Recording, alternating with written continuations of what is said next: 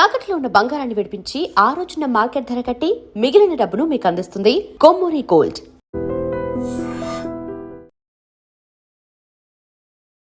Hi, నమస్తే, welcome to IT media. నేను మీ రొద్దం శ్రీనివాస్.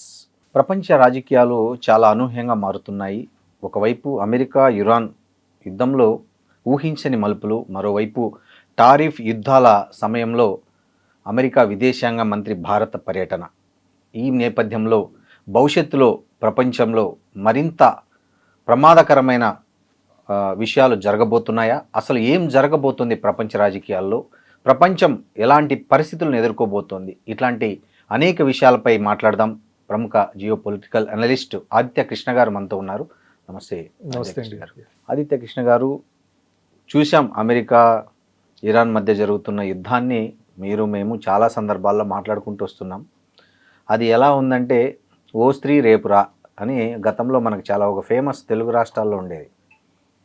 ఓ స్త్రీ రేపురా అని ప్రతి గోడ మీద, ఇంటి మీద రాసేటోళ్ళు. అంటే ఏదో ఒక భూతం వస్తుంది, అది వస్తే అది చదువుకొని, అది ఒక పెద్ద అక్షరాస్యత గల భూతము, అది చదువుకొని ఓ రేపు రమ్మన్నారు కదా అని వెళ్ళిపోతుంది అనే అర్థంలో అది చాలా ఫేమస్, బాగా జరిగింది. ఒక ఇంటింటి ఉద్యమం లాగా జరిగింది. ప్రతి డోర్కు రాశారు, మీకు గుర్తుండే ఉంటుంది.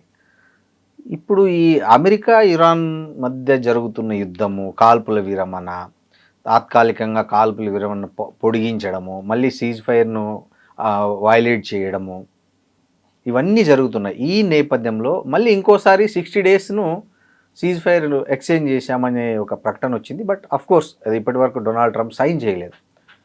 ఇంకోవైపు ఏమో కువైట్ మీద మిసైల్స్ దాడులు జరిగాయి లాస్ట్ వీక్లో. ఈ పరిస్థితుల్లో ఈ తాత్కాలిక సీజ్ ఫైర్ అనేది ఎంతవరకు అమలు అయ్యే అవకాశాలు ఉన్నాయి? ఒకవేళ ఈ సీజ్ ఫైర్ అమలు కాకపోతే వాట్ ఈస్ ద సొల్యూషన్? అంటే మనకి ఎండ్ ఆఫ్ ద డే కావాల్సింది వార్ అనేది ఎండ్ అయ్యే ప్రయత్నం చేస్తున్నారు ఎవరైనా కూడా. యుఎస్ అనుకుంది ఇనిషియల్గా ఇది అంత పెద్ద యుద్ధం ఏం అవ్వదు, ఒక నెల లోపల మొత్తం అయిపోతుంది. సో ఫస్ట్ వాళ్ళు చేసింది మీరు చూస్తే, ఇజ్రాయెల్ ద్వారా హెజ్బొల్లాని ఫస్ట్ హమస్ న్యూట్రలైజ్ చేసేసారు మొత్తం.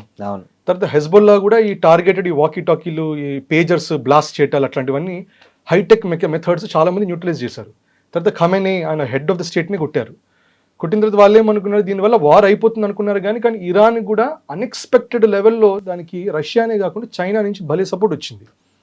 సో మనం జస్ట్ ఒక ఇరాన్ వర్సెస్ ఇజ్రాయెల్ అని మొదలైంది, చిన్నగా ఇరాన్ వర్సెస్ యూఎస్ అయింది. ఇప్పుడు పబ్లిక్లో అందరు తెలిసింది it is US versus Chinese war. దాంట్లో రష్యా కూడా చేయగలిగింది, రష్యా చేస్తున్నది. ఇప్పుడు మొన్నటిదాకా అనుకుని ఉండొచ్చు, అంటే రష్యా కూడా హెడ్ ఆన్ వెళ్తున్నదేమో, అంటే రష్యా వర్సెస్ యూఎస్ కదా బ్యాటిల్, రష్యా వర్సెస్ చైనా ఎప్పుడైనా కూడా అనుకోవచ్చు. కానీ మొన్ననే ట్రంప్ చైనా వెళ్ళి వచ్చిన తర్వాత వ్లాడిమిర్ పుటిన్ ఆయన కూడా వెళ్ళారు. కానీ మీరు అక్కడ సింబాలిజం చూస్తే, వాళ్ళిద్దరు ఫ్రెండ్లీగా కనబడినా కూడా వాళ్ళ ఫొటోస్ దాని అన్నింటిలో కూడా షీ జిన్పింగ్ కొంచెం పెద్దగా చూపించుకుని, పుటిన్ కొంచెం చిన్నగా చూపించుకున్నారు వాళ్ళు. ఇవన్నీ సింబాలికల్గా ఏంటంటే ఇవంతా దట్ రష్యా మీరు ఇంతకు ముందర యువర్ సెకండ్ మోస్ట్ పవర్ఫుల్, ఇప్పుడు లేదు అనేటటువంటి మార్కెట్లోనూ ప్రపంచంలో ఒక ఇండికేషన్ ఇచ్చింది చైనా. సో అట్లా చూస్తూనే మన కళ్ళెదురుగానే యుఎస్ వర్సెస్ రష్యా అనే వార్ ఇప్పుడు యుఎస్ వర్సెస్ చైనీస్ బ్యాటిల్ లాగా మారుతున్నది. ఎందుకంటే ఇప్పుడు ఇది ఇంకో కూడా ఉంది, దట్ యూక్రెయిన్నే బ్యాలెన్స్ చేయలేకపోతుంది రష్యా అనేటటువంటి విమర్శ వస్తుంది. సో ఇది బ్యాటిల్ ఇప్పుడు దీంట్లో చైనాకు వచ్చేసరికి మెయిన్ ఇష్యూ అంటే, ఇది యూఎస్కి ముందర తెలిసిందే, దట్ వార్ వెళ్ళిన మరుక్షణం స్ట్రేట్ ఆఫ్ హార్మస్ బ్లాక్ అవుతుంది, 100% తెలుసు వాళ్ళకి, తెలిసే చేశారు. దానివల్ల చైనా దెబ్బతింటుంది అనుకున్నారు. కానీ ఇరాన్ వాళ్ళు ఏం చేశారు, చైనీస్ షిప్స్ వరకు అలౌ చేశారు. అందుకని ఇంకో బ్లాకెట్ పెట్టారు. ఒకటి ఇరాన్ బ్లాకెట్ ఉంది, ఇప్పుడు ఇంకోటి అమెరికన్ బ్లాకెట్ ఉంది. తర్వాత చైనాకి వెళ్ళి అడిగారు, వాళ్ళకి తెలుసు ఇస్లామాబాద్లో జరిగేదంతా నాన్ సెన్స్ జరుగుతుంది, మాట్లాడుకోవాల్సింది మీరు మేము చైనీస్ అమెరికన్స్ అని చెప్పి వాళ్ళు ఏదో ట్రై చేశారు. సో ఇవన్నీ జరిగేటప్పుడు, ఈ అగ్రిమెంట్స్ జరిగేటప్పుడు న్యాచురల్గా యుద్ధం చేయకుండా మాట్లాడుకుందాం అనే దానికి సీజ్ ఫైర్ అంటారు. కానీ end of the day cease fire అనేది అన్నట్టు జరగలేదు ఇప్పటిదాకా. మీరు చూస్తే అప్పట్లో కూడా మనకి ఐ థింక్ స్టార్ట్ ఆఫ్ మేలో సీజ్ ఫైర్ అన్నప్పుడు కూడా అప్పుడు ఏమైంది, ఇమ్మీడియట్గా ఇజ్రాయెల్ వెళ్ళి లెబనాన్లో, సదర్న్ లెబనాన్లో అక్కడ 10 నిమిషాల్లో 100-120 బాంబులు వేసింది. 10 నిమిషాలు అంటే పర్ మినిట్ 10 బాంబ్స్, ఎంతో మంది పోయారు అక్కడ. ఇప్పుడు ఇదంతా డిస్కషన్ జరుగుతుంది. ఇవాళ కూడా మనకి నార్దర్న్ లెబనాన్లో బాంబ్ అటాక్స్ జరుగుతున్నాయి. ఇజ్రాయెల్ వెళ్ళి కొడుతుంది చాలా టార్గెట్స్ని, అదొకటి జరుగుతున్నది. ప్యారల్గా ఇరాన్ వెళ్ళి ఇక్కడ కువైట్లో యుఎస్ బేస్ ఒకటిను, అట్లాగే యుఏఈ బహ్రెయిన్లో ఆయిల్ ఫెసిలిటీస్ని కొట్టింది. సో రెండు వేరువేరుగా జరుగుతున్నాయి. ఎందుకంటే మనకి తెలిసింది సీజ్ ఫైర్ అయినా, ట్రూస్ అయినా, వార్ ఎండింగ్, ఈ కంప్లీట్ పీస్ అయినా కూడా ఏదున్నా కూడా డిప్లొమాటిక్ లెవెల్లో, పొలిటికల్ లెవెల్లో జరుపుతారు. కానీ end of the day armies వాళ్ళు కొంచెం ట్రిగర్ ఫ్రెండ్లీగా ఉంటారు. ఐఆర్జీసీ కొట్టాలనుకుంది కొడుతూనే ఉంటుంది, ఇజ్రాయెల్ వాళ్ళు వార్ మోడ్లో ఉంటూనే ఉంటారు. సో ఇది కూడా ఒక బార్గెనింగ్ చిప్ లాగా వాడుతున్నారు. బట్ మనం ఏం చెప్పొచ్చు అంటే ఇప్పుడు ఇవ్వాలి అనుకుంటే ఇరాన్ చెప్పింది చాలా మటుకు దగ్గరకు వచ్చిందండి. దానివల్ల బ్యారెల్ ప్రైస్ కూడా $100 per barrel నుంచి 90 barrelsకి మళ్ళీ తగ్గింది. ఇప్పుడు గ్లోబల్గా మొత్తం ప్రపంచవ్యాప్తంగా ఎనర్జీ వైజ్ ఒక షాక్ ఆల్రెడీ తెలుస్తున్నది. ఇన్ఫాక్ట్ మనం భారత్లో అంటుంటాం దట్ ఇండియాలో ఏమంటుంటాం, మన పెట్రోల్ ప్రైసులు పెరిగిపోయాయి, 110 దాకా వెళ్తుంది అని అంటాం. మనం మీరు యూకే చూస్తే 170లో ఉంది లీటర్ పెట్రోల్. మనం అంటాం కదా యూరోప్ కంటే కాస్ట్లీ అంటాం, కానీ యుద్ధం వల్ల మీకు యూకేలో 170 అయిపోయింది, జర్మనీలో స్విట్జర్లాండ్లో 250 దాటేసింది అక్కడ పర్ లీటర్. సో ప్రపంచవ్యాప్తంగా అందరు ఇబ్బంది పడుతున్నారు. ఇప్పుడు ట్రూస్ వైపు ఎనీవే వెళ్తుంది, ఎట్టి పరిస్థితులు వాళ్ళు చేయాలి, ఆ చేసే ప్రయత్నాల్లో ఉన్నారు. కానీ నెగోసియేషన్ స్టాండ్ పాయింట్స్ లాగా వాళ్ళు కొంచెం ఇంకా అటాక్స్ చేయటాలు. ఇంకోటి మొన్ననే ట్రంప్ ఒక కొత్త నరేటివ్ ఒకటి తయారు చేశారు. ట్రంప్ ఏమన్నారు అంటే యుఎస్ గవర్నమెంట్ అన్నది ఏంటంటే టర్కీ నుండి ఒక ఇరాన్ సెంట్రిక్ ఒక ఆపరేటివ్ ఆయన పట్టుకున్నాము, ఆయన దగ్గర ఇవాంకా ట్రంప్ది మొత్తము ఫ్లోరిడా ఇంటిది లేఅవుట్ ఉంది అక్కడ ఆయన దగ్గర. సో దానివల్ల ఇవాంకా ట్రంప్ని టార్గెట్ చేసి ఆమె చంపబోయారని చెప్పి ఒక నెరేటివ్ సృష్టించారు. సృష్టించి అప్పుడు ట్రంప్ సృష్టించారు మరి ఎందుకు, కానీ ట్రంప్ అక్కడ చివరికి ఏమన్నారంటే నేను కూడా మా సొంత అబ్బాయి పెళ్లికి వెళ్ళట్లేదు, అట్లాగే సిఐఏ వాళ్ళు వీళ్ళందరూ కూడా ఎవరెవరు సెలవులు అందుకు క్యాన్సిల్ చేశామన్నారు.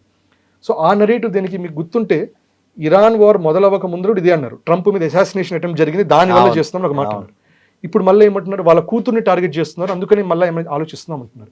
సో ఇవన్నీ నా ఉద్దేశంలో ఇవన్నీ వాస్తవాలుగా చూడకూడదు, ఇవన్నీ వాళ్ళ నెగోసియేషన్స్లో వాడుకునేటటువంటి నెరేటివ్స్ లాగా చూడాలి మనం. ఆదిత్య గారు, ఒకవేళ ఈ డీల్ ట్రంప్ ఆమోదించకపోతే, ఒకవేళ రిజెక్ట్ చేస్తే ట్రంప్, ఏంటి గల్ఫ్ దేశాల పరిస్థితి ఏంటి, ఆయిల్ కంపెనీల పరిస్థితి ఏంటి, ఈ ఆయిల్ అనే సంక్షోభం అనేది ఎలా ఉండబోతుంది ప్రపంచం మరింత రానున్న రోజుల్లో? రైట్, ఇక్కడ ఎసెన్షియల్ ఇక్కడ రిజెక్ట్ చేసే స్కోప్ అనేది ఉంటే ఇరాన్కి, ఎందుకంటే ఇరాన్ అమెరికా నేను చేయమని అడగట్లా. ఇరాన్ మహా అయితే ఏమంటుందంటే స్ట్రెయిట్ ఆఫ్ హార్మజ్ మేము కంట్రోల్ చేసుకుంటాం, మా డబ్బులు మీ దగ్గర ఉంది, మా డబ్బులు మీ దగ్గర కంట్రోల్ ఉంది, అది వదిలేసేయండి. ఇంకోటి మా మీద శాంక్షన్స్ మీరే పెట్టారు, ఆ శాంక్షన్స్ తీసేసేయండి, ఇవి మాత్రమే అడిగింది, మీరు మా మీద చేసే దాడులు ఆపేసేయండి అంటుంది. యుఎస్ ఏమంటారు, మీ యురేనియం వదిలేసేయండి అంటారు, యురేనియం అంతా మీరు వేరే దేశానికి పంపించేసేయండి, ఇజ్రాయెల్ మీద అటాక్ సీజ్ చేయండి, స్ట్రెయిట్ ఆఫ్ హార్మజ్ ఓపెన్ చేయండి, మేజర్గా ఇవే. దానికి ఇవాళ ట్రంప్ ఒక సోషల్ అని ఆయన సోషల్ మీడియా ట్రూత్ అనే సోషల్ అని పెట్టారు. ఇది ఏమన్నారంటే for the first time Iran నుండి ఎట్లాగొట్లా న్యూక్లియర్ గురించి మాట్లాడిస్తున్నాము, అట్లాగే ఎవరికేం తెలుసు వాళ్ళు సరెండర్ కూడా చేయబోతున్నారు అన్నారు. దానికి ఇమ్మీడియట్గా ఒబామా రిప్లై పెట్టారు, నాయన ఇది 2015 ఆల్రెడీ చేసాం అప్పుడు మేము, అప్పుడు 95% యురేనియం వాళ్ళు తీసుకెళ్లి రష్యాలో పెట్టారు, నీకు తెలియదేమో అని చెప్పి ఒబామా గుర్తు చేశారు. సో ట్రంప్ ఫస్ట్ టైం ఎవరని రాస్తారు, ఒబామా ఫస్ట్ టైం కాదు నాయన, అప్పుడు 95% ఐ థింక్ రఫ్లీ వాళ్ళకి అరౌండ్ 10,000 టన్స్ అనుకుంటా, 10,000 kilograms అనుకుంటా, 10,000 kilograms ఆఫ్ ఎన్రిచ్డ్ యురేనియం ఉంటే దాంట్లో 95% రష్యాలో పెట్టి ఇప్పుడు వాళ్ళకి అరౌండ్ 300-350 kilograms మిగిలింది ఇప్పుడు. అప్పట్లో వాళ్ళు ఇంకోటి యురేనియం ఎన్రిచ్మెంట్ ఫెసిలిటీస్ కూడా మూసేశారు ఒబామా టెన్యూర్ అప్పుడు, రైట్. సో అది ఒబామా రిమైండ్ చేశారు. సో ట్రంప్ ఇక్కడ ఒప్పుకోకపోవడం అనేది ఏం లేదు, మహైతాని ఈగోను ఆయన మార్కెట్ రేటింగ్స్ అనేది తగ్గుతూ పోతుంటాయి, ఆల్రెడీ తగ్గుతున్నది అది. ఇరాన్కి వచ్చేసరికి న్యాచురల్గా యురేనియం మీద ఈవెన్చువల్గా ఒప్పుకోవాల్సి వస్తుంది, అది యురేనియంలో ఒక హార్డ్ బాల్ లాగా పెట్టుకుంది, కానీ అది డెఫినెట్గా అది మేము సరెండర్ చేస్తామని ఫ్రెండ్లీ నేషన్స్ రష్యా అయినా చైనా అయినా డెఫినెట్గా మేబీ ఈసారి చైనాకి ఇస్తుంది, చెప్పలేము మనం. But at the same time strait of Hormuz మీద వచ్చేసరికి ఇట్స్ బోత్ వేస్, ఇరాన్కి ఇబ్బంది యూఎస్కి ఇబ్బంది, అది ఓపెన్ అప్ చేయాలి, అది వాళ్ళు అడిగేది, మరి మాకు డబ్బులు రావాలి కదా అని అంటున్నారు. సో మోస్ట్ లైక్లీ ఇది ఒక కంక్లూజన్ అనే దానికి వెళ్తున్నది. కానీ యుఎస్ కూడా ఏంటి, ఈ కంక్లూజన్ వచ్చే ముందర ఆ రీజన్ మొత్తంలో వేరే డైనమిక్స్ తీసుకురావాలి, రకరకాల ఇంజనీరింగ్ చేయాలి. సో అందుకని ఇప్పుడు మీరు చూస్తే ఇక్కడ ఇరాన్తో ఇది మాట్లాడరా, సీజ్ ఫైర్ మాట్లాడరు, ఇది ఆపండ్రా నాయన అంటుంటే తను వెళ్ళి ఇది ఇంకో పోస్ట్ పెట్టాడు, నిన్న నేను గల్ఫ్ కంట్రీస్ అందరికీ ఫోన్ చేశాను, అందరికీ ఫోన్ చేసి అబ్రహాం అకార్డ్స్ సైన్ చేయాలి అని చెప్పి అన్నాడు. అసలు ఏమన్నా సంబంధమా ఈ దీనికి దానికి? అసలు దీనికి ఒకటే అంటే ఒక స్మాల్ లెవెల్లో ఉంది సంబంధం, చిన్న లెవెల్లో ఉంది. అది ఏంటంటే ఇంతకు ముందర ఇజ్రాయెల్ అనే ఏరియా, ఇప్పుడు యుఎస్ వాళ్ళు గ్లోబల్ ఇప్పుడు మనకి ఉంటుంది నార్దర్న్ కమాండ్, సదర్న్ కమాండ్ ఇట్లాంటివన్నీ ఉంటాయి. సో వాళ్ళకు ఉండే కమాండ్ స్ట్రక్చర్లో వాళ్ళకి EU కామన్ ఉంటుంది, యూరోపియన్ సెంటర్ ఉంటుంది, కమ్యూనికేషన్ సెంటర్ ఉంటుంది. సో అది దాని కింద ఇజ్రాయెల్ని పెట్టారు. గల్ఫ్ మొత్తం వచ్చేసరికి సెంట్కామ్ అంటారు, ఇది సెంట్రల్ ఇది. సో తర్వాత ఏమైంది, 2020లో అబ్రహాం అకార్డ్స్కి UAE and I think Bahrain ఈ రెండు సైన్ చేసి అబ్రహాం అకార్డ్స్ అంటే ఏమంటుందంటే ఇన్నాళ్ళు ప్రతి దేశం ఏముంది, ఇజ్రాయెల్ అనేది అసలు దేశమే కాదు, మాకు అసలు డిప్లొమాటిక్ రిలేషన్ వద్దు, వాళ్ళ వీసాని మేము రికగ్నైజ్ చేయము, అక్కడ ఎవరు వెళ్ళడానికి వీల్లేదు, బిజినెస్ వద్దు, ట్రేడ్ వద్దు అని. అబ్రహాం అకార్డ్స్ ఏమంటుంది, ఫస్ట్ డిప్లొమాటిక్ ఛానల్ ఓపెన్ చేయండి, మీ బ్యూరోక్రాట్లు వాళ్ళ బ్యూరోక్రాట్లు మాట్లాడుకుంటారు, ఇంకోటి బిజినెస్కి ఓపెన్ అప్ అవ్వండి, ఇంకోటి ట్రేడ్ ఓపెన్ అప్ అవ్వండి, ఇంకోటి టెక్నాలజీ ట్రాన్స్ఫర్కి ఓపెన్ అప్ అవ్వండి. అది అయిన తర్వాతే ఇజ్రాయెల్ యూఏకి ఐరన్ డోమ్ సిస్టమ్ ఇవ్వటం, యూఏఈ కూడా కొంచెం ఇజ్రాయెల్కి ఎక్కువ సపోర్టివ్గా మాట్లాడటం, ఇవన్నీ జరుగుతున్నాయి ఇప్పుడు. ఇది జరిగిన తర్వాత అప్పుడు యుఎస్ ఏం చేసిందంటే ఇజ్రాయెల్ని EU కామ్ నుంచి తీసేసి సెంట్కామ్లో పెట్టింది. దీనివల్ల ఏమైంది, దీనివల్ల ఇప్పుడు ఇరాన్ యుద్ధం అప్పుడు ఇజ్రాయెల్ అనేది ఈ గల్ఫ్ కంట్రీస్తో ఉన్న ఆ కమాండ్ స్ట్రక్చర్లో ఉంది. సో ఆర్మీ వైజ్ వాళ్ళకి ఇప్పుడు చాలా తేలిగ్గా ఉంది, రైట్. సో ఇదొక ఇంపార్టెంట్ ఆస్పెక్ట్. సో దాంట్లో సౌదీ ఇంకా సైన్ అప్ చేయాలా, ఖతార్ సైన్ అప్ చేయాలా, కువైట్ సైన్ అప్ చేయాలా, పాకిస్తాన్ అసలు సైన్ చేయదు కూడా అది. సో వీళ్ళందరి మీద ఒత్తిడి పెడుతుంది, మీరందరూ సైన్ చేయండి, మీ అందరూ రికగ్నైజ్ చేయండి అని అంటుంది. దానికి పాకిస్తాన్ వాళ్ళు ఆల్రెడీ వాళ్ళ డిఫెన్స్ మినిస్టర్ అన్నారు అది కాదు మా ఐడియాలజీ వ్యతిరేకంగా అన్నారు. కానీ రేపు సౌదీ సైన్ చేస్తే ఏం చేస్తుంది పాకిస్తాన్, వాడు కూడా చేయాల్సిందే, వాడు ఆప్షన్ ఉండదు వాడికి. సో ఇదొక ఇంజనీరింగ్ అనేది వాళ్ళు అక్కడ చేస్తున్నారు. అండ్ ఆఫ్ కోర్స్ వేరే లెవెల్లో కూడా కొన్ని జరుగుతున్నాయి ఇంజనీరింగ్తో పాటు. ఇప్పుడు ఇజ్రాయెల్ ఇంకా టార్గెటెడ్ అసాసినేషన్స్ జరుగుతున్నాయి, మన మీడియాలో రావట్లేదు. కానీ ఇప్పుడు ఇరాన్ నుంచి ఒక కొత్త మిలిటరీ చీఫ్ ఒక అతని పెట్టారు, మొహమ్మద్ అర్వానో ఇది ఒక పేరు ఉంది ఆయనది. అతను కూడా ఇన్ఫాక్ట్ నేను చంపేశారు ఆయన్ని, టార్గెటెడ్గా ఆయన కిల్లింగ్ అనేది చేశారు. సో ఒకవైపు ఇట్లా లీడర్షిప్ లెవెల్ ఇరాన్ మీద దాడులు జరుగుతూనే ఉన్నాయి. యుఎస్ వచ్చేసరికి ఈ సీజ్ ఫైర్, ఈ ఇరాన్తో పాటు ఈ పీస్ నెగోసియేషన్సే కాకుండా అబ్రహాం అకార్డ్స్ ద్వారా ఇజ్రాయెల్ని మెయిన్ స్ట్రీమ్ చేసేసి రీజనల్ పవర్ లాగా ఎస్టాబ్లిష్ చేసే ప్రయత్నాలు బాగా హెవీగా అనేది జరుగుతున్నది అక్కడ. ఆదిత్య గారు, మొన్న చైనాలో జరిగిన మీటింగ్ మనం అందరం చూసాం. దాంట్లో ఎవరికి అంటే అమెరికా అధ్యక్షుడికి చైనా అధ్యక్షుడికి మధ్య ఏదో ఒక బలవంతపు ఒక ఆలింగనాలు అంటే షేక్ హ్యాండ్లు ఇట్లాంటివి తప్ప అక్కడ జెన్యున్గా ఒకరినొకరు నమ్మే పరిస్థితి ఎక్కడ మనం చూడలే. మనకు వచ్చిన న్యూస్ ప్రకారం ఏంటంటే ఈవెన్ వాళ్ళు ఇచ్చినటువంటి చిన్న చిన్న గిఫ్ట్లను దీనిలను కూడా వాళ్ళు అక్కడే పడేసి వెళ్ళిపోయారు, చెత్తబుట్టలో పడేసి వెళ్ళిపోయారు అన్నారు. అంత అపనమ్మకం చైనా మీద అమెరికాకు ఉన్నప్పుడు, అమెరికా మీద చైనాకు అంత లోపల అసూయ లేదా ఏదైనా ఉన్నప్పుడు, వ్యతిరేకత ఉన్నప్పుడు ఇలాంటి సమావేశాల వల్ల ఏం ఒరుగుతుందని ఇట్లాంటివి జరుపుతుంటారు జనరల్గా? దానివల్ల ఏం రిజల్ట్ ఆశించి ఇట్లాంటి సమావేశాలు పెడుతుంటారు? సో ఎసెన్షియల్లీ ఇక్కడ మనకి తెలిసింది అనుకున్నదే, పబ్లిక్కి తెలిసింది ఇజ్రాయెల్ ఇరాన్ యుఎస్ మధ్యలో ఇది యుద్ధం అనుకుంటారు. కానీ ఫ్యాక్ట్ అంటే China versus US. China support pull చేసేస్తే అయిపోతుంది, ఇరాన్ పని అయిపోతుంది. వాళ్ళకి ఇంటెలిజెన్స్ కూడా, మిలిటరీ టార్గెట్ ఇంటెలిజెన్స్, వెపన్స్కి సరిపోయే కెమికల్స్, ఇవన్నీ కూడా చాలా మటుకు చైనా సప్లై చేస్తుంది. సీ మీద అమెరికా చూస్తుందని చెప్పి వాళ్ళు ఇంకొక రోడ్ కట్టుకున్నారు వాళ్ళు, అటు చైనా వైపు నుంచి సెంట్రల్ ఏషియా నుంచి. అది ఆల్రెడీ ఇరాన్కి చేరేటటువంటి రోడ్స్ ఉన్నాయి. ఆ రోడ్ ఇండియా కూడా టచ్ చేయట్లేదు, పిఓకే కూడా టచ్ చేయట్లా, పైనుంచి వెళ్ళే రోడ్స్ కూడా ఉన్నాయి. సో దాని ద్వారా ఆల్రెడీ సప్లై చేయాల్సిన చేస్తూనే ఉన్నారు వాళ్ళు. సో దీనివల్ల యూఎస్కి డెఫినెట్గా తెలిసింది ఏంటి, వార్ ఆగాలంటే మనం చైనాతో మాట్లాడాలి, ఇరాన్తో మాట్లాడితే అవ్వదు. చైనా రన్ ఇట్ అన్నంతసేపు జరుగుతూనే ఉంటుంది. సో దానికోసం డెఫినెట్గా చైనాతో మాట్లాడేది అనేది పెట్టుకున్నారు. అక్కడ వాళ్ళు ఏం చేస్తారు, వెళ్ళటం కూడా ట్రంప్ ఒక్కడు తన ఇప్పుడు బ్యాండ్ వ్యాగన్తోనే కాకుండా తను ఏం చేస్తారు, ఈ టాప్ CEOస్ని పట్టుకెళ్ళాడు, ఎలాన్ మస్క్ని, టిమ్ కుక్ని, వీళ్ళని మేజర్గా వీళ్ళని తీసుకెళ్ళి, వీళ్ళతో పాటు ఇతను కూడా ఎన్విడియా జెన్సన్ హువాంగ్ అనుకుంటా, ఆయన కూడా వీళ్ళందరినీ తీసుకెళ్ళి అక్కడ ఎసెన్షియల్లీ చెప్పడం ఏంటి, మీకు మాకు ఎంతో బిజినెస్ జరగాలి, మీకు మాకు ఎంతో ట్రేడ్ జరగాలి, మనం ఫ్రెండ్స్, ఏంటి కొట్టుకునేది ఇరాన్ పైన అని ఒక రకమైన సింబాలిజం ట్రై చేశారు. చైనా చాలా ఎవిడెంట్గా అక్కడ చేసింది ఏంటంటే ఎటువంటి కమిట్మెంట్ ఇవ్వాలి. అవును. సో ఇరాన్ మీద వచ్చేసరికి వీళ్ళు మీరు ఎట్లాగొట్లు ఇరాన్తో మాట్లాడండి అంటే వాళ్ళు ఓపెన్గా అన్నారు అది, that Iran has its right to self defend. Iran uranium, ఆ యురేనియం కూడా దాని సెల్ఫ్ డిఫెన్స్ లో భాగమే. టైవాన్ మీద కాంప్రమైజ్ అయ్యేది లేదు, మీరు టైవాన్ విషయం ఎత్తకండి, రైట్. బిజినెస్ కూడా చూద్దాం ఎట్లా జరుగుతుందో అట్లా చూద్దాం. ఇంకోటి ఇది కూడా అంటారు, వాళ్ళ ఈ GPUs, సెమీ కండక్టర్ చిప్స్ ఇవన్నీ యూఎస్ ఎక్స్పోర్ట్ చేయాలంటే చైనా ఓపెన్ గా మాకేం అక్కర్లేదు, మా దగ్గర ఉందని చెప్పినట్టు అన్నారు. సో ఎసెన్షియలీ ఏ డీల్ అక్కడ వర్కౌట్ అవ్వాలి. కానీ యూఎస్ ఒక విధంగా కమ్యూనికేట్ చేయటం, that we want to stop the war, మేము 2 అడుగులు వేస్తున్నాం, మీరు రండి అనేది కమ్యూనికేట్ చేసే ప్రయత్నం అనేది ఒకటి జరిగింది. అఫ్ కోర్స్ మీరు చెప్పినట్టు గిఫ్ట్స్, మెమెంటోస్ అన్ని పడేశారు. దానికి ఒక కారణం 1945 అనుకుంటా, వరల్డ్ వార్ 2 అయిపోయే టైంకి యుఎస్ అంబాసిడర్ ఒక అతను అప్పట్లో ఉండే రష్యన్ వాళ్ళతో కలిశారు, ఒక మీటింగ్ పెట్టుకున్నారు. వాళ్ళు అందుకే ఆయనకు సమ్మానం చేయడం ఒక గిఫ్ట్ ఇచ్చారు. ఆ గిఫ్ట్ ని ద థింగ్ అంటారు. ఇప్పుడు మీరు గూగుల్కి వెళ్ళి ద థింగ్ రష్యా యుఎస్ అని కొడితే కనబడుతుంది. సో దాని మీద ఏంటంటే యుఎస్కి ఒక ఈగిల్ 2 తలకాయలు 2 రెక్కలు అట్లా పెట్టుకొని ఒక ఈగిల్ బొమ్మ ఉంటుంది. అది ఆయనకి ఇస్తాను, పాపం చాలా ఖుషిగా వెళ్ళిపోయి ఆయన వెనకాల తగిలించుకున్నారు. అది తగిలించుకున్న తర్వాత 5-6 సంవత్సరాల తర్వాత ఏదో తేడా కొట్టింది. ఏం మాట్లాడుకున్నా రష్యా వాళ్ళకి తెలిసిపోతుంది, ఎంత సీక్రెట్ గా మాట్లాడుకున్నా తెలిసిపోతుంది. తర్వాత ఏదో డౌట్ వచ్చి అది ఓపెన్ చేస్తే దాని లోపల ఒక చిన్న హీరింగ్ డివైస్ ఉంది. ఆ హీరింగ్ డివైస్ లో బ్యాటరీ లేదు, దాంట్లో వైర్లు లేదు, దాంట్లో ఏమీ లేదు. అది ఎట్లా ఆపరేట్ చేస్తారు, ఇది 1945 గుర్తుపెట్టుకోండి. 2006 ఇప్పుడు మనం కరెక్ట్ అడ్వాన్స్ అయ్యింటారు. కరెక్ట్. సో అప్పట్లో కూడా మోడ్ ఏంటంటే వాళ్ళు ఒక దూరం నుంచి ఆ అంబాసిడర్ రూమ్ ఎక్కడ దూరం నుంచి ఒక డివైస్ ఉంటుంది, ఒక రేడియో లాంటి డబ్బా. అది ఆన్ చేస్తే రేడియో వేవ్స్ కొట్టినప్పుడు అప్పుడు అది రికార్డ్ చేసుకుందంతా మళ్ళీ షూట్అవుట్ చేస్తూ ఉంటుంది అనమాట. ఓ. సో దాంట్లో బ్యాటరీ లేదు, ఏమీ లేదు, రేడియో ఫ్రీక్వెన్సీ. ఇది 1945, ఇప్పుడు ఎక్కడ ఉన్నాం? So and we know China, and ఇది ఓపెన్ గా ట్రంప్ అన్నాడు దట్ చైనా మమ్మల్ని సైబర్ అటాక్స్ చేస్తుంది, మమ్మల్ని హ్యాకింగ్ చేస్తుంది, కానీ వాళ్ళకంటే ఎంతో చక్కగా మేము చేస్తున్నాం అన్నట్టు పబ్లిక్ లో ఎందుకు చెప్పాడు లేదు, కానీ ట్రంప్ చెప్పారు. సో ఈ డిస్ట్రస్ట్ అనేది చాలా హై లెవెల్లో ఉంది. ఇన్ఫాక్ట్ చైనానే కాదు, ఎవరైనా కూడా యుఎస్ డిస్ట్రస్ట్ చేసే పరిస్థితిలోనే ఉంది. ఇంతకు ముందర ఏంటంటే అందరికి తెలిసిందే, వాళ్ళు చెప్పేది ఒకటి చేసేది ఒకటి. ట్రంప్తో మంచిది ఏంటంటే చెప్పేది చేసేది రెండు అర్థమైపోతుంది, రెండు ఎరాటిక్ గా ఉంటాయి.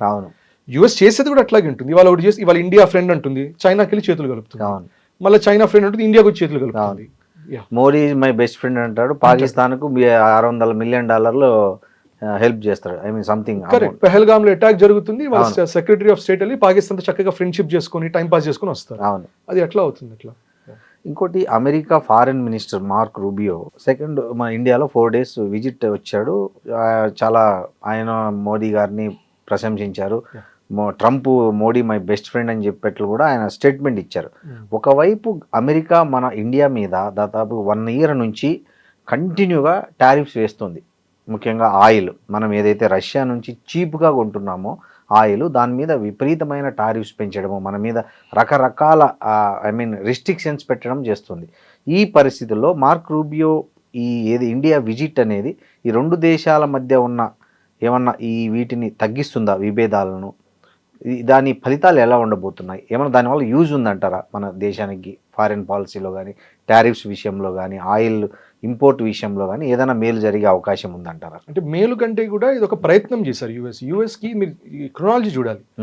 అక్కడ సీజ్ ఫైర్ చెప్పిన తర్వాత చైనాకి వెళ్ళారు, చైనా ఏదో మాట్లాడారు, ఏమైందో తెలియదు. అప్పుడు మళ్ళీ ఇమీడియట్ గా సెక్రటరీ ఆఫ్ స్టేట్ని పంపించారు ఇక్కడ ఇండియాకి, పంపించి ఇక్కడ మాట్లాడిచ్చారు. మేజర్గా ఇక్కడ ఏమంటారంటే 2 విషయాలు. ఒక పాయింట్ ఏంటంటే China is now becoming too huge to the extent that ట్రంప్ని కూడా కొంచెం చిన్న కుర్చీలో, ఆ సోఫాలో, తక్కువ కుషన్ సోఫాలో కూర్చోబెట్టి మరి ట్రంప్ని మించిన వాళ్ళం అన్నట్టు చూపించుకోవడం మొదలుపెట్టారు. ఇంకోటి, for the first time China direct గా టైవాన్ గురించి లెక్చర్ ఇచ్చింది యుఎస్ కి. ఇంతకు ముందర జరిగింది వాళ్ళకి బీజింగ్ లో, ఐ థింక్ 2017 అట్లా జరిగింది. సోల్ దగ్గర, కొరియాలో కూడా ఒక మీటింగ్స్ జరిగాయి వాళ్ళకి. ఎప్పుడు టైవాన్ విషయంలో ఇంత అగ్రెసివ్గా, ఈసారి అగ్రెసివ్గా అన్నారు షీ జిన్పింగ్ కూడా, దట్ మీరు ఇన్వాల్వ్ అవ్వకండి. తుసిడైడస్ ట్రాప్ అని ఒకటి అంటారు. ఆ తుసిడైడస్ ట్రాప్ ఏంటంటే, తుసిడైడస్ అనే హిస్టారియన్, స్పార్టన్స్ అని, ఏథీనియన్స్ అని యూరోప్లో ఆ గ్రీస్ ఏరియాలో ఉంటారు. సో స్పార్టన్స్ వాళ్ళు డీప్ పవర్ అమెరికా లాగా, ఎథీనియన్స్ ఏమో చిన్నగా చైనా లాగా రైజ్ అవుతుంది. సో థ్రెట్ లాగా భావించి అటాక్ మోడ్లోకి వెళ్ళి అటాక్ చేశారు. సో చైనా ఏమందంటే మీరు ఆ పొరపాటు చేయకండి అని. ఇన్ఫాక్ట్ ఇది హార్వర్డ్లో కూడా కొంతమంది అంటారు, ఇప్పటిదాకా గత 500 సంవత్సరాల్లో అట్లాంటివి 18 కేసులు అయ్యాయి. ఒక సూపర్ పవర్, ఎమర్జింగ్ పవర్ ఉంటే ఆ 18 కేసుల్లో దాదాపుగా 15 కేసులు యుద్ధానికి వెళ్ళాయి. 2-3 కేసులు మాత్రమే డైరెక్ట్ యుద్ధంలోకి వెళ్ళాల, కోల్డ్ వార్ లాగా జరిగింది అంతే. సో అది కూడా ఆయన ఓపెన్ గా చెప్పారు. సో ఒకటేం ఎస్టాబ్లిష్ అయింది, చైనా యుఎస్ మాట వినడానికి సిద్ధంగా లేదు. ప్రపంచంలో ఎవరు యుఎస్ మాట వినట్లా. వాడు శాంక్షన్స్ అంటే ఎవరు పట్టించుకోవట్లేదు. ఇరాన్ దగ్గర కొనకంటే మనం వెళ్ళి ఇరాన్ దగ్గర కొంటున్నాం, రష్యా నుంచి కొనకండి అంటే మనం వెళ్ళి రష్యా నుంచి కొంటున్నాం. ఇప్పుడు వాడు సరే ఎవరైనా రష్యా నుంచి కొనండి అని మళ్ళా అంటాడు యుఎస్. సో భయం జనాలకి పోయింది. సో ఇప్పుడు చైనా అనే దాన్ని బ్యాలెన్స్ చేయాలంటే బ్యాలెన్స్ చేయగలిగే ఒకే ఒక దేశం ప్రస్తుతానికి భారత్. యుఎస్ దృష్టిలో మనం బ్యాలెన్స్ చేయాలా వద్దా, పార్ట్నర్షిప్ పెట్టుకోవాలా, అది వేరే విషయం చైనాతో. కానీ యుఎస్ మనల్ని ఏం చూస్తుంది, చైనాని బ్యాలెన్స్ చేయడానికి భారత్ కావాలి.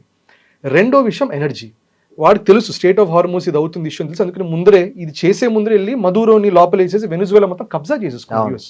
వెనిజువేలా కబ్జా భూమి, ఇప్పుడు దాంట్లో ఆయిల్ మొత్తం లాగుతున్నారు. ఇంకోటి అలాస్కన్ ఆయిల్ కూడా బాగా పుష్ చేస్తున్నారు. సో వాళ్ళకేంటి, దానికి మార్కెట్ కావాలి. అందుకని దానికి కూడా వాళ్ళు భారత్కి వచ్చి తప్ప ఒకటి అంటారు చూడండి, నెక్స్ట్ 5 yearsలో ఇప్పుడు ప్రస్తుతానికి ట్రేడ్ మనము యుఎస్ కమ్మేది దాదాపు $85 billion to $90 billion మనం ఎక్స్పోర్ట్ చేసే డబ్బులు తీసుకుంటున్నాం. అలాగే యుఎస్ నుంచి మనం ఇంపోర్ట్ చేసుకునేది అరౌండ్ $40 billion మాత్రమే ఉంది. So this a huge trade deficit. So వాళ్ళు ఏమంటారు, ప్రతి సంవత్సరం ఇండియా మా నుంచి $100 billion అన్న చేయాలి అని అంటున్నారు. ఆ $100 billion లో పుషింగ్ ఏంటి, ఆయిల్ మీరు తీసుకోండి. మీరు ఆమె మార్క్ రూబియో పర్యటన ఉద్దేశం అదే అని కూడా చెప్తున్నారు. యాక్చువల్ గా మీరు ఆయిల్ రష్యా నుంచి, ఇరాన్ నుంచి కాదు, వెనిజులా నుంచి, అమెరికా నుంచి ఆయిల్ కొనండి అనే రెస్ట్రిక్ట్ చేసి వెళ్ళారు, పుష్ చేసే ప్రయత్నం చేశారు. మరి దానికి మోడీ ఎలా నెక్స్ట్ ఏం స్టెప్, దానికి ఓపెన్ గా అన్నారు. ఇన్ఫాక్ట్ జైశంకర్ గారు ఓపెన్ గా అన్నారు that end of the day మేము కూడా సావరెన్ నేషన్, మా ఎనర్జీ సెక్యూరిటీ గురించి మేము ఏం చేయాలో ఆ ఇంట్రెస్ట్ లో చేస్తామని అన్నారు. ఏమి కమిట్మెంట్ ఇవ్వలేదు. వాళ్ళు ప్రయత్నించారు కానీ మనం ఈ విషయంలో కమిట్మెంట్ ఇవ్వాలి. అట్లాగే నా అట్లీస్ట్ నా ఆశ ఏంటంటే చైనాని బ్యాలెన్స్ చేయడానికి యుఎస్ ని వాడనివ్వకూడదు మనల్ని. యుఎస్ వాడుతుంది డెఫినెట్ గా, భారత్ మనం వాడనివ్వకూడదు అసలు ఎట్టి పరిస్థితుల్లో కూడా. అండ్ ఇన్ఫాక్ట్ ఒకటి సింపుల్ గా చెప్పాలంటే భారత్ రష్యా నుంచి, ఇరాన్ నుంచి మాత్రమే కాదు, దాదాపు 40 దేశాల నుంచి మనం ఆయిల్ ఇంపోర్ట్ చేస్తున్నాం.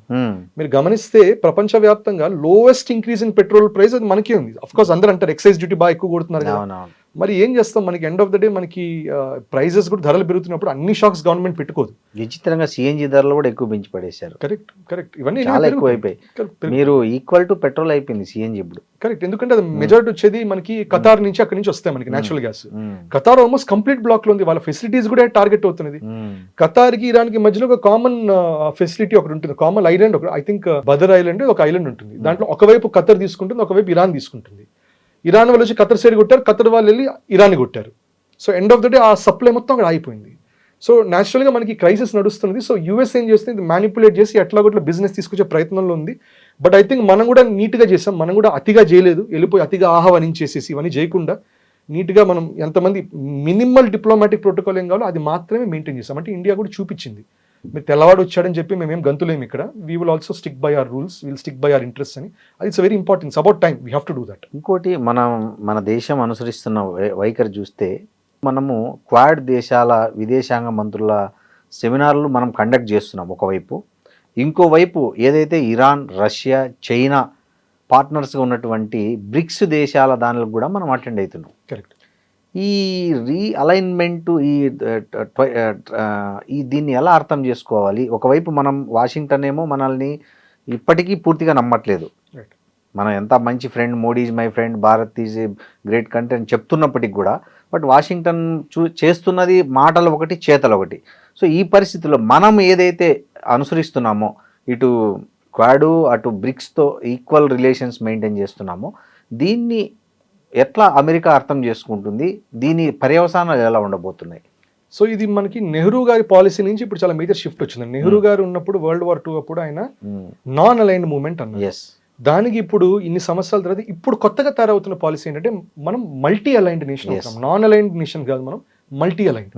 సో మీరు అన్నట్టు క్వాడ్ అనేది మనకి అక్కడ యుఎస్ ఉంటుంది, Japan, I think Australia and Bharat, India. And మీరు చెప్పే బ్రిక్స్ లో Brazil, Russia, India, China and south Africa ఇప్పుడు యాడ్ చేసాం, వేరే వాళ్ళని కూడా యాడ్ చేసాం. ఆ యాడ్ చేసింది కూడా ఇప్పుడు అక్కడ వింత చూడండి, దాంట్లో కూడా యాడ్ చేసిన దాంట్లో యుఏఈ కూడా ఉంది ఇప్పుడు, right? But UAE is against China and Russia in terms of Iran war. In fact Iran కూడా ఉంది బ్రిక్స్ లో. అవును, ఇరాన్ ఉంది, right? So opposing sides already BRICS లో ఉంది, రైట్? సో భారత్ కి డెఫినెట్ గా మనం మల్టీ అలైన్డ్ కానే ఉండాల్సి వస్తుంది. మనం ప్రస్తుత ప్రపంచం అటువంటిది, ఒక సైడ్ తీసుకునే పరిస్థితిలో మనం అయితే డెఫినెట్ గా లేము. యుఎస్ వచ్చేసరికి యుఎస్ మనల్ని నమ్మట్లేదని కాదు, నిజం చెప్పాలంటే యుఎస్ నమ్మడానికి చాలా ఉంది. ఎందుకంటే కాంగ్రెస్ ఉన్న, బీజేపీ ఉన్న, ఏది ఉన్నా మనం ప్రెడిక్టబుల్ బిహేవియర్ చేస్తాం. మనం ఏమి పాకిస్తాన్ లాగా మనం న్యూక్లియర్ ప్రొలిఫరేషన్ ఏం చేయలేదు, ఎవరిలాగా ఎరాటిక్ గా చేయం, చైనా లాగా మిగతా వాళ్ళ భూములను ఆక్రమించుకోవడం ఇవన్నీ చేయము. అది మన్మోహన్ సింగ్ గవర్నమెంట్ ఉన్నప్పుడు ఎట్లాంటి మనం ఒక డిసిప్లిన్ మెయింటైన్ చేసాము, మోదీజీ అప్పుడు డిసిప్లిన్ మెయింటైన్ చేసాము. మహా అయితే మోదీజీ అప్పుడు ఇంకొంచెం ఇది మనము ఏమంటాం, కొంచెం ఒఫెన్సివ్ డిఫెన్స్ లాగా, పాకిస్తాన్ కొట్టే ముందరే పాకిస్తాన్ కొడతాం, లేకపోతే బంగ్లాదేశ్ ఏమైనా చేసే ముందరే బార్డర్ సీల్ చేస్తాం. మన సెక్యూరిటీ వరకు చూసుకుంటున్నాం, మనం ప్రెడిక్టబిలిటీ లేనిది ఎవరిలో, యుఎస్లో ఎవరు ఎప్పుడు ఏం చేస్తారో తెలియదు. అక్కడ అసలు ప్రెసిడెంట్ ఎవరు కూడా అర్థమవుతుంది, డొనాల్డ్ ట్రంపా, డీప్ స్టేటా, ఇంకెవరైనా ఇవాళ మాట్లాడేది రేపు మాట్లాడేదానికి సంబంధం ఉండదు. సో ఇప్పుడు జరిగేటటువంటి ఈ అలైన్మెంట్ అనేది ఇట్స్ వెరీ ఇంపార్టెంట్. సో ప్రపంచవ్యాప్తంగా పెట్రోల్ వల్ల అందరు ఇబ్బందులు పడుతుంటే మనం అంత డైరెక్ట్గా పబ్లిక్ ఇంకా ఇంపాక్ట్ పడలే. ఎందుకు పడలేదంటే గవర్నమెంట్ కూడా ఇందాక అనుకున్నట్టు 40 దేశాల నుంచి ఆయిల్ ఇంపోర్ట్ చేసుకుంటున్నాం, అగ్రెసివ్గా మనం ఎక్స్పోర్ట్స్ చేస్తున్నాం. మనం ఇంకోటి మన దేశంలో చేసే ఒక ఇంట్రెస్టింగ్ ఆస్పెక్ట్ అంటే అన్ని పాలసీ లెవెల్లో కాదు, ప్రజలు కూడా చాలా ఇన్వాల్వ్ అవుతుంటారు, ప్రజలు చాలా చేస్తుంటారు.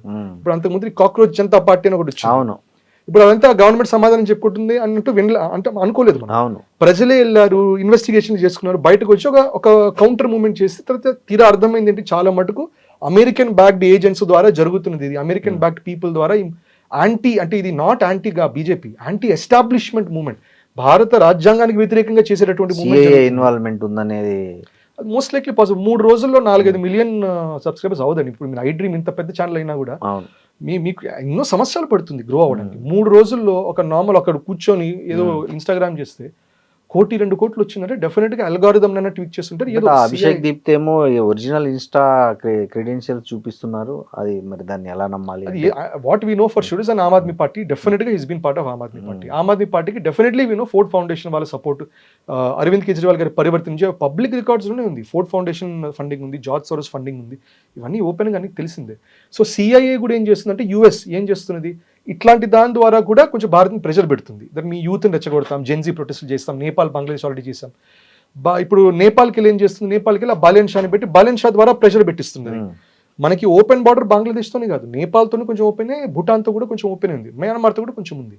నేపాల్ వాడు అది క్లోజ్ చేసి చెప్పడం, లేకపోతే లుపులేక్ పాస్ ఎలావాకని చెప్పడం, ఇవన్నీ యూఎస్ చెప్పింది చేయటమే. అట్లాగే బంగ్లాదేశ్ ద్వారా కూడా మనకి ప్రెషర్ పెట్టడం, ఇన్ఫిల్ట్రేషన్స్ చేయించడం. వెస్ట్ బెంగాల్లో కూడా గవర్నమెంట్ బీజేపీ వచ్చిన తర్వాత ఇప్పుడు మన మార్కో రూబియో అన్నారు ఇందాక, ఆయన ఢిల్లీకి రాకుండా ఫస్ట్ కోల్కతా వెళ్ళడం ఏంటి, కోల్కతా వెళ్ళి కూడా మిషనరీస్ ఆఫ్ చారిటీ దానికి వెళ్ళడం ఏంటి, right? So that is known for Christian conversions. So వాటికి రావడం ఏంటి? సో ఇవన్నీ ఇంటర్ కనెక్టెడ్గా యుఎస్ అనేది ఇంటర్నేషనల్ గానే కాకుండా మన బార్డర్స్ దగ్గర కూడా మనల్ని దాడి చేస్తుంది. పాకిస్తాన్ సపోర్టే కాదు, నేపాల్, బంగ్లాదేశ్ ఇవన్నిటిని కూడా మన వ్యతిరేకంగా అనేది డెఫినెట్ గా వాడుతున్నది. దానివల్ల మనం కొంచెం వాళ్ళ మీద సస్పిషియస్గా ఉండాలి నా ఉద్దేశంలో. అందుకనే ఈ మల్టీపోలార్ వరల్డ్ అనేది వెరీ ఇంపార్టెంట్. యుఎస్ ని నమ్మడానికి లేదు, చైనాని నమ్మడానికి లేదు. అట్లాగే చైనాని బ్యాలెన్స్ చేయడానికి యుఎస్ కావాలి, యుఎస్ బ్యాలెన్స్ చేయడానికి చైనా కావాలి. So what we're doing right now is perfect. Aditya garu, ఇప్పుడు మనకి ఈ యుద్ధ భయం వల్ల మనకు ఫ్యూయల్ అనేది బాగా భారమైంది, ఐ మీన్ ఎక్కువ ప్రెషర్ అయింది. సో మన ట్యాంకర్లు ఏవైతే ఉన్నాయో ఆఫ్రికా చుట్టూ తిరిగి రావడం వల్ల ఈ ట్రాన్స్పోర్టేషన్ ఛార్జెస్ కూడా భారీగా పెరిగిపోయాయి. ఇంకోవైపు బ్యారెల్ ధర కూడా పెరిగిపోయింది. సో ఈ పరిస్థితుల్లో 140 కోట్ల జనాభా ఉన్న భారతదేశం ఈ ఫ్యూయల్ భద్రత అనే దాన్ని ఎలా కాపాడుకుంటుంది? సామాన్యుడు ఈ ధరల నుంచి, ఈ పెట్రోల్ ధరల నుంచి సామాన్యుడిని ఎలా రక్షించుకుంటుంది? దానికి భారత్ ముందున్న స్ట్రాటజీ ఏంటి అసలు? సో డెఫినెట్గా మనకి అన్ని స్టేట్ ఆఫ్ హార్మోన్స్ మీదనే రావట్లా. ఇన్ఫాక్ట్ అదే ఇప్పుడు ఆఫ్రికా చుట్టూ తిరిగి రావడం వల్ల ఎక్స్పెన్స్ ఎక్కువ అవుతుందని, సో అది బ్యారెల్ అడిషనల్ గా అది కూడా పడింది అని. అంటే మెయిన్ గా ఏంటంటే అండి, మనకి ఆఫ్రికా మీదనే కాకుండా రెడ్ సీ మీదుగా ఒక రూట్ ఉంది. ఇంకొక రూట్ ఏంటంటే ఫుజైరా అని ఉంటుంది యుఏలో, అది ఏంటంటే స్టేట్ ఆఫ్ హార్మోస్ ఇటు పక్కన, దాని నుంచి కొంచెం వస్తుంది. అది కూడా ఇరాన్ దాడి చేసింది, దాని మీద నుంచి కూడా వచ్చేది. ఫుజైరా మీద లాస్ట్ 2 వీక్స్ బ్యాక్ దాడి జరిగింది. కరెక్ట్. ఇప్పుడు రష్యా నుంచి వచ్చేది కూడా 2-3 రూట్స్ ఉన్నాయి. ఒక రూట్ ఏంటంటే నార్త్ సౌత్ ఒక కారిడోర్ ఒకటి ఉంది రష్యా నుంచి, అది ఇరాన్ మీదుగా వస్తుంది. కానీ మనకి అదే మనం అనుకునే ఈ పోర్ట్ ఇది ఇరాన్ లో మనకుండే Chabahar port, essential Chabahar port కూడా దానికి మనకి వేవర్ ఉంది యూఎస్ నుంచి, అది వాడుకోవచ్చు అని. అది మొన్ననే ఎక్స్పైర్ అయింది. ఇప్పుడు మళ్ళీ మాట్లాడుకుంటున్నాం మనం, ఏప్రిల్ ఎండింగ్ లో ఎక్స్పైర్ అయింది వేవర్ అమెరికన్. దాని నుంచి వచ్చేది. సో అన్ని రకాల రూట్స్ అనేవి ఉన్నాయి. వెనిజువెలా నుంచి కూడా చిన్నగా మనకి ఇంపోర్టింగ్ అనేది మొదలవుతుంది. సో మనకి already there is sufficient roots. So ఎటువంటి ప్రైస్ ఇంక్రీజ్ ఉన్న నా అభిప్రాయంలో లాజిస్టిక్స్ కంటే కూడా ఏమవుతుందంటే ఇన్సూరెన్స్ వాళ్ళు కొంచెం టెన్షన్ పడుతున్నారు. ఇన్సూరెన్స్ వాళ్ళు ఇన్సూర్ చేయడానికి కొంచెం గాబరా పడుతున్నారు. దాని వల్ల షిప్పింగ్ కాస్ట్ అనేది పెరుగుతుంది. ఓకే. సో మనకి ఇవన్నీ ఎనీవే మెకానిజమ్స్ ఉన్నాయి. ధరలు ఎనీవే డెఫినెట్ గా పెరుగుతున్నది. అది ఇన్ఫాక్ట్ ఏమంటారంటే, మనకి ఇప్పుడు రీసెంట్ గా వచ్చిన రిపోర్ట్ లో ఏం తెలిసిందంటే, ఇండియాలో ఉండే ఆయిల్ కంపెనీస్ అన్ని కూడా ఒకవైపు ఆయిల్ రిలేటెడ్ వాటిలో లాసెస్ చూపించాయి, at the same time last క్వార్టర్కి ప్రాఫిట్ చూపించింది. అదే వింతగా ఉంది. అది వింత ఏంటంటే, అది ఎసెన్షియల్ ఏమైందంటే, మన క్రూడ్ ఆయిల్ వచ్చిన తర్వాత రిఫైన్ చేసి మనం పంపిస్తాం అది. అవును. సో మనకి ఇంతకు ముందర ఇప్పుడు జాన్, ఫెబ్, మార్చ్ ఆ క్వార్టర్ లో వచ్చినటువంటి ఆయిల్ రిఫైన్ అయిన తర్వాత ఏప్రిల్, మే, జూన్ లో మనకి ఇచ్చారు. సో అదంతా ప్రాఫిట్ వచ్చినట్టు. ఇప్పుడు జూన్ ఎండింగ్ కల్లా ఏమవుతుంది, జూన్ నెక్స్ట్ క్వార్టర్ వస్తుంది. నెక్స్ట్ క్వార్టర్కి ఏంటి, మార్చ్ తర్వాత యుద్ధం పీక్ లో ఉంది మనకి. సో ఏప్రిల్, మేలో యుద్ధం టైంలో వచ్చినటువంటి క్రూడ్ ఆయిల్ అది హై కాస్ట్. సో దీని ఇంపాక్ట్ మనకి నెక్స్ట్ క్వార్టర్ లో తెలుస్తుంది. సో అందుకనే వాళ్ళు డైలీ ప్రతిరోజు మేము నష్టాల్లో ఉన్నామని అనేది నెక్స్ట్ క్వార్టర్ లో చాలా ఎవిడెంట్ గా మనకి బయటపడబోతుంది. సో ఎసెన్షియల్ అదనమాట. సో ఒక విధంగా ఇప్పుడు నష్టాల్లో ఉన్నారు, కానీ అప్పుడు ప్రాఫిట్ జస్ట్ రిపోర్ట్ చేశారు. అది మనకి అర్థం అవుతుంది, చాలా మందికి అర్థం అవుతుంది ఎందుకు అవుతుంది ఇట్లా అనేది. సో ఇది ముందు కూడా మనకి ఆయిల్ కొంచెం ఇష్యూ అవుతుంది. కానీ ఎట్టి పరిస్థితుల్లో ఇప్పుడు వాళ్ళు ఒక సీజ్ ఫైర్ అనేది చిన్నగా కన్వర్ట్ అయ్యి వార్ అనేది కంప్లీట్గా ఆగిపోతే మాత్రం అందరికీ గ్లోబల్గా డెవలప్ అవుతుంది. ఇది మోదీజీ మొన్న అనడం, మీరు బంగారాలు ఇవన్నీ కూడా సంవత్సరం పాటు కొనకండి అన్నారు. సో నాకు అర్థమైంది ఏంటంటే, దాంట్లో మన గవర్నమెంట్ కూడా ఏం ఎక్స్పెక్ట్ చేస్తుందంటే, నెగోషియేషన్స్ అంత తేలిక అవ్వదు. ఈజీగా అదొక 3-4 నెలలో 6 నెలలో సాగుతుంది. ఆ నెగోషియేషన్స్ అయిన తర్వాత ఇంప్లిమెంట్ అవ్వడానికి, నార్మలైజ్ అవ్వడానికి ఇంకో 4-5 నెలలు అయితే పడుతుంది. అందుకని ఆయన ఏమన్నారు, ఒక సంవత్సరం పాటు మీరు ఇంటర్నేషనల్ ట్రావెల్స్కి వెళ్ళకండి, మీరు బయటికి ఎక్కువ తిరగకండి, ఇవన్నీ 1 year అన్నారు ఆయన, అంతకంటే ఎక్కువ ఆయన అనలేదు. సో మీ దృష్టిలో ఈ యుద్ధం ఎప్పటి లోపల కంప్లీట్ అయ్యే పరిస్థితులు ఉన్నాయి? ప్రపంచం మళ్ళీ సాధారణ పరిస్థితుల్లోకి రావడానికి ఎంత టైం పట్టే అవకాశం ఉందంటారు? నాకేమనిపిస్తుంది అంటే నవంబర్ ఒక మేజర్ చేంజ్ ఏమైనా జరుగుతుందండి. నవంబర్ ఎందుకు జరుగుతుందంటే మిడ్ టర్మ్ పోల్స్ ఉన్నాయి, మిడ్ టర్మ్ ఎలక్షన్స్ అనేది నవంబర్ కల్లా ఉంటుంది. సో అదొక మేజర్ ఆస్పెక్ట్ అనేది ఉంటుంది. ఇంకోటి ఏమవుతుందంటే నవంబర్ నుంచి మీకు పీక్ వింటర్ మొదలవుతుంది యూరోప్లో. వాళ్ళు అసలు సర్వైవ్ అయ్యేది ఆయిల్ అండ్ గ్యాస్ మీద. ఆయిల్ అండ్ గ్యాస్ ఉంటే హీటింగ్ చేసుకోవాలి. ఆల్రెడీ రష్యన్ వార్ అప్పుడు, రష్యా యూక్రెయిన్ వార్ అప్పుడు ఆల్రెడీ అది ఇష్యూ అయింది. పైప్ లైన్స్ అవన్నీ డ్యామేజ్ అయ్యేసరికి వాళ్ళకి హీటింగ్ చేయలేక, ఇప్పుడు మనలాగా కాదు, మనకి ఏంటంటే కొంచెం ఎండగా ఉంటే నీడలో కూర్చుంటాం, చలిగా ఉంటే దుప్పట్లు కప్పుకుంటాం. యూరోప్ అట్లా కాదు, మొత్తం నీళ్ళు కూడా గడ్డగట్టిపోతాయి, తాగడానికి కూడా ఉండదు నీళ్ళు. So 100% they need oil and gas. So దానివల్ల యూరోప్ కూడా పెట్టే ప్రెషర్ అదే పెడుతుంది. యూఎస్లో వాళ్ళకుండే మిడ్ టర్మ్ ఎలక్షన్స్ వస్తుంది, దానిపైన ఇజ్రాయెల్ కూడా అందుకని ఇప్పుడు మొదలు పెట్టేశారు. అందరూ అబ్రహాం అకాష్ సైన్ చేసేసారు అన్నారు. లెబనాన్లో ఆల్ అవుట్ ఒఫెన్స్లోకి వెళ్ళిపోతున్నారు. ఎట్లాగొట్లా మొత్తం క్లోజ్ చేసే ప్రయత్నాలు ఉన్నారు. సో మోస్ట్ లైక్లీ ఇప్పుడు ఇన్ఫాక్ట్ ఏమంటున్నారంటే ఇప్పుడు ఆల్రెడీ దగ్గరకు వచ్చింది. ఇవాళ మనం డిస్కస్ చేసి ఇవాళ US time 3 PM eastern standard time ఒక మీటింగ్ ఏదో జరగబోతుంది. ఆ మీటింగ్లో ఫైనల్గా డెసిషన్ అనేది తీసుకుంటారు దట్ మనం ఇంకా ఫర్దర్ వార్ మోడ్లోకి వెళ్దామా లేకపోతే పీస్ అని. నా ఉద్దేశంలో ఇప్పుడు డిక్లేర్ చేయడం వార్ మోడ్ అనే అంటారు. దానికోసమే నరేటివ్ ఇది. మా కూతురు మీద దాడి చేయబోయారు, ప్లాన్స్ దొరికాయి, ఇవన్నీ దానికోసమే నరేటివ్ పెట్టారు. అది చేసి కానీ ఇప్పుడు ఆ యురేనియం ఏ రోజు ఇరాన్ ఒప్పుకుంటే చైనా చెప్పాలి, సార్ నువ్వు ఒప్పుకొని చెప్పాలి. అది చైనా ప్రస్తుతానికి చెప్పే మూడ్లో లేదు. సో అది కొంచెం టైం అనేది పడుతుంది. సో మీరు చెప్పినట్టు నవంబర్ డిసెంబర్ దాకా క్లోజ్ అయిపోతుంది. I think by next March, by next April Modiji అన్నట్టు ఆ 1 year పీరియడ్ అయిపోతుంది. అప్పటికల్లా బై అండ్ లార్జ్ సెటిల్ అయిపోవాలి. థ్యాంక్ యూ ఆదిత్య గారు, థ్యాంక్ యూ వెరీ మచ్.